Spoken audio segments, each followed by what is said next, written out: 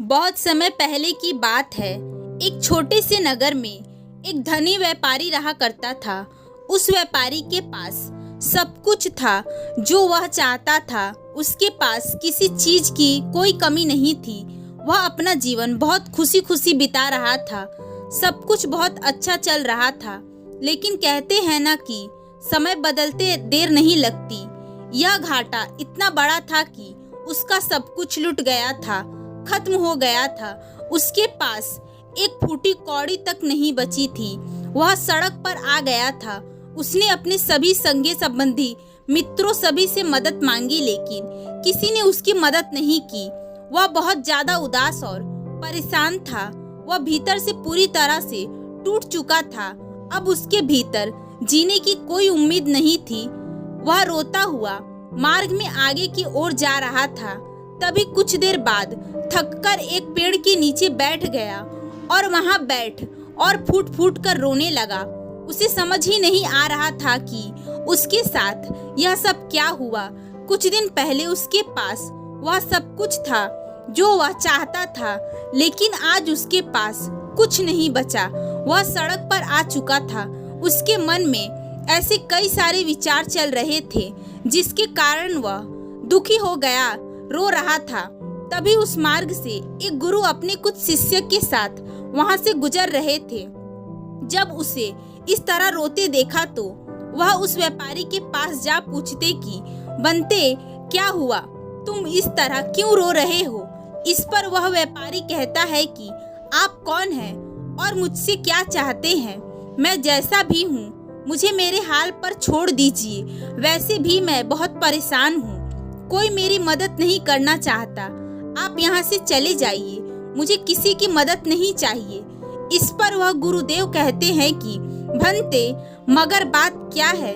तुम क्यों इस तरह परेशान हो और रो रहे हो? तुम मुझे अपनी समस्या बता सकते हो। मैं तुम्हारी समस्या का समाधान जरूर करूँगा। इस पर वह व्यापारी गुरु से कहता है कि हे गुरुदेव, मुझे अपनी जीवन का बहुत बड़ा नुकसान झेलना पड़ा है। कुछ दिन पहले मेरे पास सब कुछ था, किसी चीज की कोई कमी नहीं थी। मैं भी एक धनी व्यापारी था, सभी मुझे जानते थे। लेकिन आज मेरे पास कुछ भी नहीं है। मैं पूरी तरह से बर्बाद हो चुका हूँ। आज मेरी ऐसी नौबत आ गई है कि मैं अकेले सड़क किनारे बैठ इस तरह रो रहा हूँ। जिन पर मैंने भरोसा किया था, सभी ने मुझे धोखा दिया है। और जब मैं उनके पास गया तो सबने मुझे धुतकार के भगा दिया। सभी ने मेरी बातों को अनसुना कर दिया। इस दुनिया में सभी बहुत मतलबी हैं। सभी को केवल अपना फायदा चाहिए। इतना कहकर वह व्यापारी और जोर जोर से रोने लगा। तभी वह गुरुवर उस व्यापारी से कहते हैं कि भंते, कोई बात नहीं है, ऐसा होता रहता है। तुम यदि चाहो तो दोबारा से अपना व्यापार खड़ा कर सकते हो। तुम कुछ और आगे कर सकते हो। अभी तुम्हारे पास बहुत समय है। यह सुन वह व्यापारी कहता है कि गुरुवर, अब बहुत देर हो चुकी है। मेरे पास अब कुछ नहीं बचा है। सड़क पर आ गया हूँ और व्यापार करने के लिए धन की आवश्यकता पड़ती है और मेरे पास तो फूटी कौड़ी तक नहीं है। फिर मैं भला व्यापार कैसे कर सकता हूँ? मैंने करीब 10 सालों तक लगातार मेहनत की थी और इतने प्रयासों के बाद जाकर मैं इस नगर का सबसे बड़ा व्यापारी बन चुका था। लेकिन इस समय ने सब कुछ बदल कर रख दिया और अब मैं उम्र के इस पड़ाव पर हूँ कि मैं आगे कुछ नहीं कर सकता। उस व्यापारी की बातें सुनकर वह गुरुवर मुस्कुराने लगे।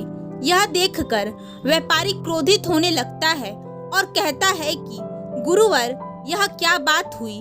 आप मुझ पर हंस रहे हैं। इसमें हंसने वाली क्या बात है?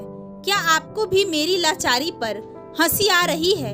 यह सुन गुरुवर कहते हैं कि नहीं भंते, मैं तुम्हारी लाचारी नहीं बल्कि सोच पर हंस रहा हूँ। मैं तुम्हें आज तुम्हारे जीवन के बारे में कुछ ऐसी बातें बताने वाला हूँ जिसे तुम यदि अपने जीवन में अपना लिए तो फिर तुम एक बार फिर से अपने जीवन में कामयाब हो जाओगे।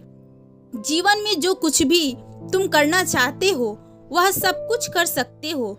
जो तुमने खोया है उसे भी हासिल कर सकते हो।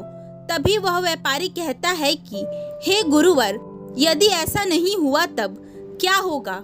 वह गुरुवर उस व्यापारी से कहते हैं कि यह पेड़ कहाँ भागा जा रहा है, यह सड़क भी यहीं पर रहेगी। तुम्हारा जितना मन चाहे रो लेना, और तुम्हारे पास आंसुओं की कमी तो नहीं है। यहाँ बैठे जितना चाहो उतना रो लेना, अपने आप को भला बुरा कह लेना, कोस लेना। उन गुरु की यह बात सुन वह व्यापारी शांत हो जाता है और उनके चरणों में गिर जाता है और कहता है कि हे गुरुवर, मुझे बताए कि मेरे जीवन के वह कौन से मंत्र हैं, कौन सी आदतें हैं जिसे यदि मैंने अपने जीवन में उतार लिया तो मैं अपने व्यापार को एक बार फिर से खड़ा कर पाऊंगा। मैंने जो कुछ भी खोया है उसे पा सकूंगा, जिससे मैं अपने जीवन को एक बार फिर से सुधार सकूंगा। इस पर वह गुरुवर उस व्यापारी से कहते हैं कि भंते, तुम तो कहते हो कि तुम्हारे पास रहने के लिए घर नहीं है, तो मेरी बात ध्यान से सुनो। हर मनुष्य को, हर प्राणी को उसका घर उसके जन्म के साथ ही मिल जाता है और यह उसके साथ मरते दम तक रहता है और यह उससे कोई छीन नहीं सकता। जब तक तुम जीवित हो यह घर तुम्हारे साथ ही है और इस दुनिया की बड़ी से बड़ी कीमती चीज भी उसके आगे कुछ नहीं है। तुम्हारे पास आज भी वह घर बचा हुआ है। इस पर वह व्यापारी कहता है, हे गुरुवर, आप क्या कहना चाहते हैं? मेरा घर तो पहले ही नीलाम हो चुका है, फिर आप यह क्यों बोल रहे हैं? मैं आपकी बात नहीं समझ पा रहा हूँ। इस पर वह गुरुवर मुस्कुराने लगते हैं और कहते हैं कि मैं तो तुम्हारे शरीर की बात कर रहा हूँ। तुम्हारा शरीर ही तुम्हारा घर है और यह सबसे ज्यादा कीमती है। इस दुनिया की बड़ी से बड़ी और कीमती से कीमती चीज भी तुम्हारे इस घर के आगे कुछ नहीं है। इसलिए अपने इस घर का ख्याल रखो, अपने इस घर को मजबूत बनाओ, शक्तिशाली बनाओ, क्योंकि यही वह घर है जो तुम्हारा साथ कभी नहीं छोड़ता जब तक कि तुम मृत्यु को प्राप्त न हो जाओ। अतः इस बात का हमेशा ध्यान रखना। यह सुनकर वह व्यापारी उन गुरु के आगे हाथ जोड़ कहता है कि हे गुरुवर, आप सही कहते हैं, मेरा शरीर ही मेरा असली घर है। तभी वह व्यापारी गुरु से आगे कहता है कि हे गुरुवर, वह दूसरा मंत्र क्या है, मुझे बताएं। तब वह गुरु कहते हैं कि हे बंते, तुम कहते हो कि तुमने अपने जीवन का सबसे बड़ा नुकसान झेला है, यह तुम्हारा सबसे बड़ा नुकसान है, पर वास्तविकता तो यह है कि यह तुम्हारे जीवन का सबसे बड़ा नुकसान है ही नहीं। इस जीवन का कोई भी नुकसान सबसे बड़ा हो ही नहीं सकता। इस पर वह व्यापारी कहता है, हे गुरुवर, आप यह कैसी बातें कर रहे हैं? मैंने अपने जीवन में सबसे बड़ा घाटा झेला है। इसी घाटे के कारण तो मैंने अपना सब कुछ खो दिया। आज मैं सड़क पर आ गया हूँ और आप कहते हैं कि मैंने कोई नुकसान नहीं झेला। इस पर वह गुरु उस व्यापारी से कहते हैं कि भंते, यह जो जीवन तुम्हें मिला है उसे सही ढंग से न जीना ही तुम्हारा सबसे बड़ा नुकसान है और इसके आगे तुम्हारा व्यापार में हुआ नुकसान कुछ भी नहीं है। अगर आपके जीवन का कोई मकसद नहीं है और आप जीवन को बस काट रहे हैं तो आप वे एक मुर्दे के शरीर के बस यही अंतर है कि आप बस हिल डुल सकते हैं और एक मुर्दा शरीर हिल डुल नहीं पाता। और इस जीवन का सबसे बड़ा नुकसान अपने जीवन को न जीना है और हम में से अधिकांश लोग अपने जीवन को यूं ही व्यर्थ कर देते हैं। उनका यह अत्यधिक कीमती जीवन उनके हाथों से यूं ही फिसलता चला जाता है और वह कुछ नहीं कर पाते। इस पर वह व्यापारी कहता है, हे गुरुवर, आप सही कहते हैं, हमारा जीवन ही सबसे ज्यादा कीमती होता है जिससे हम सही तरह से जी ही नहीं पाते। तभी आगे वह गुरुवर उस व्यापारी को तीसरी मंत्र बताते हुए कहते हैं कि आप कभी भी अपने जीवन के इतने बुरे दौर में नहीं होते कि आप अपने जीवन के लक्ष्य को ही न निर्धारित कर सके, आप सत्य न देख सके। जब तक आप जीवित हैं, आप किसी भी लक्ष्य को निर्धारित कर सकते हैं और उसे पाने का प्रयास कर सकते हैं और इसमें आपकी उम्र का आपके लक्ष्य और सपनों से कोई मतलब नहीं होता। अतः यह सोचने की जगह कि मैं बूढ़ा हो चुका हूँ, अब क्या कर सकता हूँ, इसकी जगह आप यह सोच सकते हैं कि मैं अभी जीवित हूँ और बहुत कुछ कर सकता हूँ। यह बात सुनकर वह व्यापारी उस गुरुवर से कहता है कि हे गुरुवर, आप सच कहते हैं, जब तक मैं जीवित हूँ कुछ भी हासिल कर सकता हूँ। वह व्यापारी उस गुरु से कहता है कि हे गुरुवर, मुझे चौथा मंत्र बताइए। तभी वह गुरुवर कहते हैं, आखिर जैसा कुछ भी नहीं होता। हम जहाँ रुक जाते हैं वहीं आखिरी होता है, और हम जहाँ से चल पड़ते हैं वहीं से हमारी शुरुआत हो जाती है। इसलिए आगे बढ़ते रहना, चलते रहना बहुत ज़रूरी है।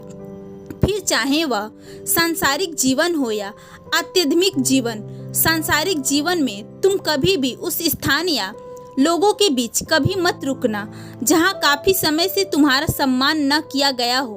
उन लोगों को, उस दुनिया को तुरंत छोड़ दो और इस दुनिया में अपने लिए सम्मान बनाओ। लेकिन एक बात याद रखना कि सम्मान दिल से होता है, जो लोगों द्वारा खुद मिलता है, न कि वह सम्मान जो लोग जबरन तुम्हें देते हैं। किंतु आध्यात्मिक जीवन में तुम्हें उन लोगों के बीच ही रहना, उसी स्थान पर रहना है जहाँ लोग तुम्हें सम्मान नहीं दे रहे हैं, तुम्हारा अपमान कर रहे हैं, क्योंकि यही तुम्हें बताता है कि तुम कौन हो और तुम अहंकार से भरे हुए हो। और जब लोग तुम्हारा सम्मान नहीं करते तब तुम्हारे अहंकार को चोट लगती है, जिससे तुम्हें यह पता चलता है कि तुम अभी कहीं नहीं पहुँचे हो और आध्यात्मिक जीवन में तुम अभी भी वहीं के वहीं हो। परंतु जब उनका अपमान तुम्हारे ऊपर कोई फर्क न डाल पाए, तुम्हारी सोच पर कोई फर्क न डाल पाए, जब वह चाहकर भी तुम्हारा अपमान न कर पाए, तब तुम यह समझ लेना कि तुम आगे बढ़ चुके हो। गुरु की यह बात सुन वह व्यापारी कहता है कि हे गुरुवर, आपने जो कुछ भी कहा वह बिल्कुल सच है। अब मुझे ऐसा प्रतीत हो रहा है मानो मैंने अपने जीवन में अभी कुछ भी नहीं खोया हूँ। हाँ, जो चला गया है उसे मैं वापस जरूर पा सकता हूँ, क्योंकि अभी भी मैं जीवित हूँ। इस दुनिया में जो भी दुख है वह वास्तविक तौर पर यह दुख है ही नहीं, यह तो जागरण है, जिसके कारण मैं खुद को जान पाया, खुद को समझ पाया, जो मुझे मेरे पास ले गया। और यही हमें परम शक्ति के पास ले जाता है। यह हमें होश में लाने का प्रयास करता है। जब तक मैं जीवित हूँ इस दुनिया में कुछ भी संभव है, मैं कुछ भी कर सकता हूँ, कुछ भी पा सकता हूँ। इतना कहकर उसने उन गुरुवर को प्रणाम किया और अपने मार्ग में आगे बढ़ना शुरू कर दिया। जो व्यक्ति कुछ देर पहले रो रहा था, जिसने जीने की उम्मीद तक खो दी थी, अब वह आशा से भरा हुआ था।